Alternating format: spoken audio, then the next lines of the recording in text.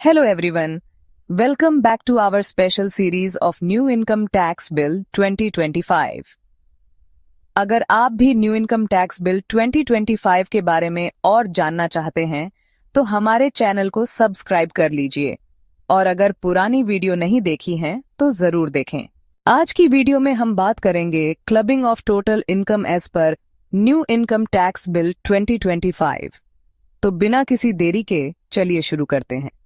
और हाँ, वीडियो को लास्ट तक जरूर देखना क्योंकि आपको एडवाइस ब्रेन की वीडियोस में टैक्स एक्सपर्ट का इंसाइट और कुछ इंपॉर्टेंट टिप्स मिलेंगे। क्लबिंग ऑफ इनकम का मतलब होता है किसी और, ज्यादातर फैमिली मेंबर्स की इनकम को अपनी इनकम के साथ जोड़ना या इंक्लूड करना।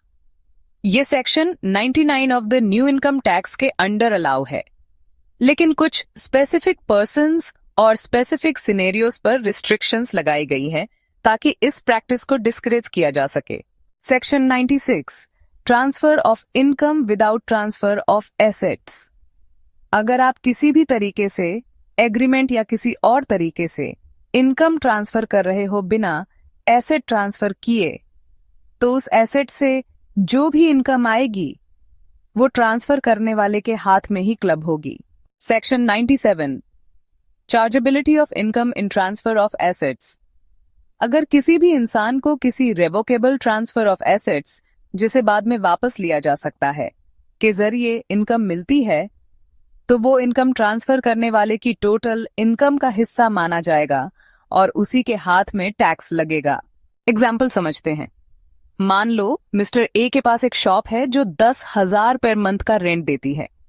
अब मिस्टर ए ने ये रेंट अपने दोस्त मिस्टर बी को दे दिया, लेकिन शॉप की ऑनरशिप अपने पास ही रखी। इस केस में क्योंकि मिस्टर ए ने सिर्फ इनकम ट्रांसफर की है बिना एसेट ट्रांसफर किए, तो section 96 of the new income tax bill 2025 के मुताबिक मिस्टर ए को ये रेंटल इनकम अपनी टोटल इनकम में इंक्लूड करनी पड़ेगी। सेक्शन 100 दूसरे इंसान की इनकम के लिए किसकी लायबिलिटी होगी।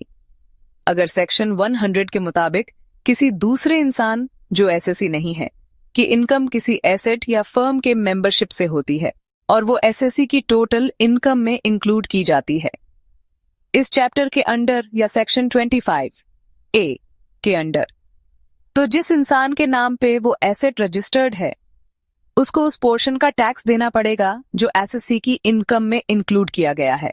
अगर असेसिंग ऑफिसर टैक्स डिमांड का नोटिस भेजता है तो ये पर्सन टैक्स पे करने का जिम्मेदार होगा।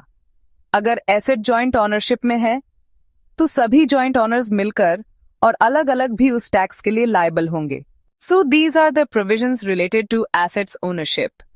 नेक्स्ट वीडियो में हम बात करेंगे clubbing of income in case of family members और HUF। और आज के लिए सिर्फ इतना ही। और अगर आपने अभी तक एडवाइस ब्रेन को सब्सक्राइब नहीं किया है तो सब्सक्राइब करना मत भूलना। अगर आपको ये वीडियो हेल्पफुल लगी हो तो लाइक, शेयर और सब्सक्राइब जरूर करें। और अगर आपको और भी टैक्स रिलेटेड क्वेरीज हैं तो कमेंट सेक्शन में लिखना ना भूलें। मिलते हैं नेक्स्ट वीडियो में। Thank you and have a nice